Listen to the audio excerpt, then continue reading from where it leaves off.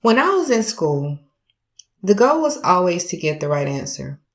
You raise your hand, you answer the question, you get a good grade, maybe you get some awards, and you move on. That's the way most of us were taught. And if I'm honest, for most of my time as a classroom teacher, that's how I taught. Now, don't get me wrong. There is value in that. There is value in knowing the right answer. But somewhere along the way, I started to notice something else. Something I had not necessarily paid attention to before. The people I respected the most were not always the ones who had all the answers. They were the ones who were not afraid to question the answers everyone else had already accepted. And it's funny because I would often hear when I asked questions that I asked really good questions. But if I'm honest, I never really got a real response. It was almost as if the question made people think, but we didn't stay with the question long enough to think our way through to an answer.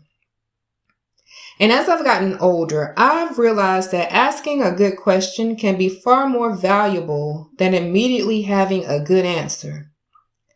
I say that because sometimes the delay is where we find the answer. We have likely all been in situations where, for the sake of moving forward, we agreed with whoever had a response. It may not have even been a response we fully agreed with, but it was a response we were willing to accept so we could move on. But a good question can slow you down enough to come to a different conclusion. And that's perfectly okay. Good questions interrupt the things we assume and the things we thought we knew. They make you stop and ask yourself, why do I even believe this? Or how did I even get here? That can be uncomfortable because questioning something we have always accepted can feel like questioning ourselves. More than that, questioning people in positions of authority or even our team members can sometimes be misread as being uncooperative. But that's quite the contrary.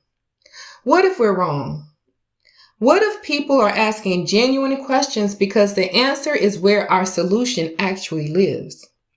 What if they are asking questions because they are genuinely curious or because they are able to see something we didn't see? I think that is one of the reasons we become so attached to certainty. Once we have invested years in a certain way of thinking, changing our mind can almost feel like betrayal. It can make us feel like we wasted our time. But I don't see it that way. I think changing our mind because you learn something new is one of the healthiest things we can do. To me, that's growth, not failure. That's why I keep coming back to this question. What if we're wrong? Not because I assume we are, and certainly not because I'm interested in proving anyone else wrong. I'm asking because that question creates room for curiosity. It brings back the same curiosity we ask our children and students to have. We want them to be curious about learning. We want them to enjoy the process of learning. And learning often happens in the struggle. Learning happens in the not knowing. That question gives us permission to look again. Maybe we're right. Maybe we're not. And that's okay. But if we never ask the question, how will we ever know? I've seen this play out in almost every area of life. I've seen it in workplaces where people become so committed to that's just the way we've done it, that they stop asking whether what they're doing is actually working. I've seen it in education where we spend enormous amounts of time and money trying to improve outcomes without always stopping to ask whether we are solving the right problem. I've seen it in leadership, in relationships, and even my own thinking. Every meaningful shift I have experienced started with a question, not an answer. I've also learned that asking better questions doesn't make you weak. It does not make you combative. It does not mean you are indecisive or that you lack confidence or that you lack knowledge. It means you are trying to understand what you do not understand. I also think it requires a level of confidence to say, hey, I may not have considered everything. That kind of humility creates space for learning, collaboration, and innovation. It's how better systems are actually built. That is really what this series is about. It's not about criticizing people or tearing down ideas.